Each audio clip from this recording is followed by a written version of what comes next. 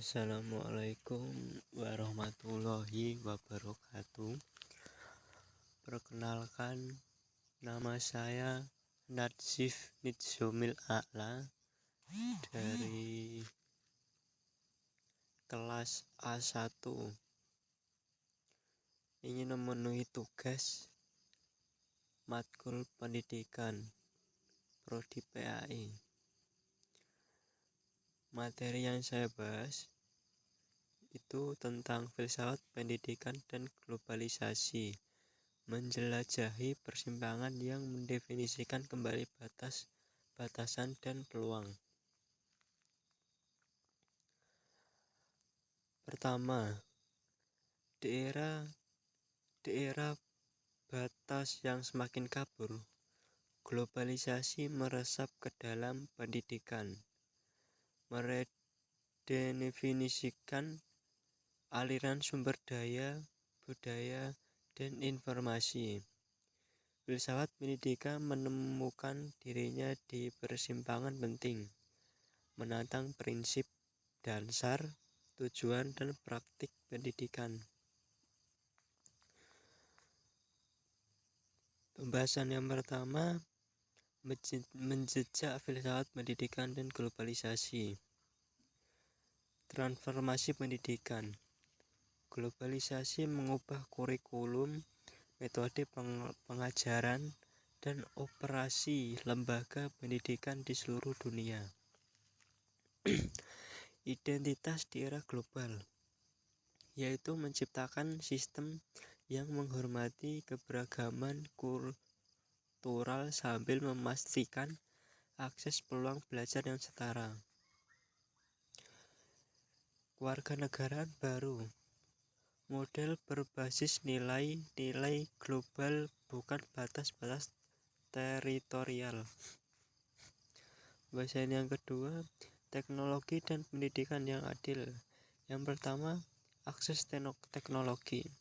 Teknologi mendorong globalisasi, memengaruhi cara siswa belajar dan guru mengajar.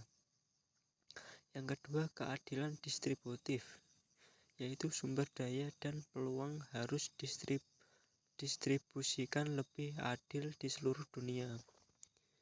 Yang ketiga, privasi dan etika, yaitu kesetaraan akses, privasi data, dan potensi teknologi menggantikan atau mendukung pengajaran tradisional. Pembahasan selanjutnya yaitu inklusivitas, kebijakan, dan diplomasi budaya.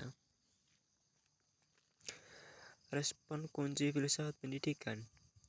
Filsafat pendidikan merespon globalisasi melalui 5 pilar utama yang saling memperkuat. Yang pertama yaitu kurikulum yang mencerminkan perspektif global multikultural. Yang kedua, kebijakan berbasis keadilan sosial dan etika. Yang ketiga, teknologi yang inklusif dan bertanggung jawab. Yang keempat, pendidikan tentang keberlanjutan dan tanggung jawab. Yang terakhir, global pendidikan sebagai alat diplomasi kultural melalui pertukaran pelajar. Pembahasan selanjutnya yaitu memperkuat lokal, memanfaatkan global. Yang pertama, pendidikan lokal plus global. Sinergi bukan persaingan. Kurikulum fleksibel mengintegrasikan konteks lokal ke kerangka global. Yang kedua, teknologi adaptif. Alden platform kolaborasi lintas batas, mempersonalisasi pembelajaran secara etis. Yang ketiga, riset interdisipliner. Integrasi psikologi, sosiologi, antropologi, dan teknologi untuk merespon pendidikan yang holistik. Yang terakhir, pendidikan untuk perdamaian. Kurikulum mempromosikan toleransi, keadilan, sosial, dan pemahaman antar budaya. Pembahasan selanjutnya yaitu batasan filsafat pendidikan dan globalisasi. Filsafat pendidikan mempernyatakan tujuan pendidikan, metode pengajar, peran guru siswa, dan pengaruh nilai serta etika pada kebijakan. Globalisasi dalam pendidikan memengaruhi akses sumber pendidikan, pertukaran budaya, akademis, teknologi informasi, dan standarisasi kurikulum antar negara. Interaksi keduanya yaitu bagaimana kurikulum mencerminkan nilai universal dan konteks lokal. Yang kedua, bagaimana teknologi menciptakan lingkungan belajar inklusif. Pembahasan selanjutnya yaitu strategi implementasi. Itu ada 4, yaitu yang pertama kurikulum interdisipliner, yang kedua kolaborasi internasional, yang ketiga inovasi teknologi, dan yang terakhir keadilan pendidikan. Jadi keempat strategi ini saling melengkapi untuk memastikan pendidikan responsif terhadap kebutuhan global sambil tetap menghargai konteks lokal.